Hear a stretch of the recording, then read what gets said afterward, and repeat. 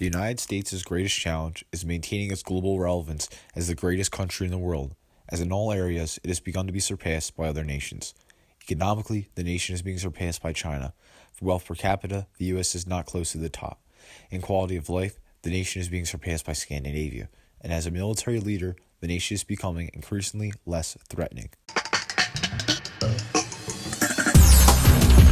Though the United States may have the largest GDP of any nation, that does not mean it has the strongest economy. The system of using GDP to measure economic strength is flawed, as in countries where goods cost less, such as China, the GDP will be lower. Economists use PPP, purchasing power parity, to adjust for this, and when they do, China takes a substantial lead by $2.8 trillion. On top of that, to quote Bloomberg, in some dimensions, China's lead is even larger. The country's manufacturing output overtook that of the U.S. almost a decade ago. Its exports are more than a third larger as well. The main reason China has been able to surpass the U.S. is due to complete abandonment of morality. In the U.S., workers often expect 40 to 60-hour work weeks, at least one day off a week, holidays, sick days, and a fair pay. In China, workers are often made to work much longer shifts for much less pay.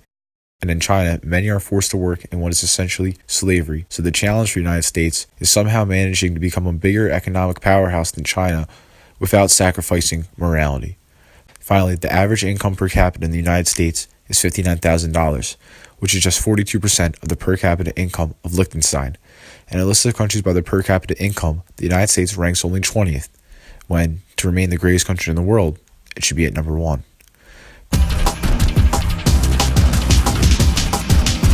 On a list of countries by quality of life by the non-profit Social Progress Index, the United States ranked just 18th, a great score, but not for a country trying to maintain itself as the greatest nation in the world. This is likely due to the failing public schools, high crime, and other issues that plague the United States, and solving any of them is an enormous challenge on its own. The United States military is undeniably the strongest in the entire world. It spends hundreds of billions of dollars on the military, much more than any other nation in the world, and leaving out a few big spenders like China and Russia, more than the entire world combined. Yet despite its massive military, the U.S. has not remained intimidating. Vladimir Putin still invaded Crimea despite U.S. sanctions. Assad in Syria still respects Putin over the United States. ISIS and other terrorist organizations still continue to fight, and after decades are still prevalent. And in North Korea, Kim Jong-un still pursues nuclear weapons and has made threats to use them despite U.S. backlash. The U.S. may be incredibly strong, but it is not equally as intimidating to foreign powers.